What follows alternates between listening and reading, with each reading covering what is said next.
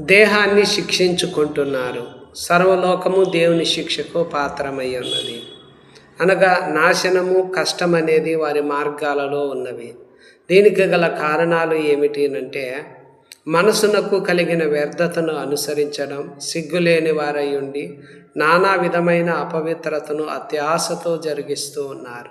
లోకంలో మనిషి బ్రతుకుతున్నట్లుగా చుట్టూ మనుషుల ఆజ్ఞలు, పద్ధతులను, అనగా సెల్లులో కానీ, టీవీలో కానీ, సమాజంలో కానీ ఏది ఎక్కువ చూస్తున్నారో, వింటున్నారో, ఎవరితో ఎక్కువ సహవాసం చేస్తున్నారో ఆ పద్ధతులన్నిటినీ వారు అనుసరించడము, చేతిలో పట్టుకోవడం, రుచి చూడడం, ముడుతూ, లోబడుతూ, వాడుతూ ఉన్నారు. దాని కారణంగా ఈరోజు మనుషులు అనేక మంది ఏమవుతున్నారు అంటే చెడిపోతున్నారు. అనగా వారి జీవితాల్లో ఎలాగా ఉంటున్నారంటే, కష్టాలు అనేది వారి గృహాల్లోకి రావడానికి కారణం అది.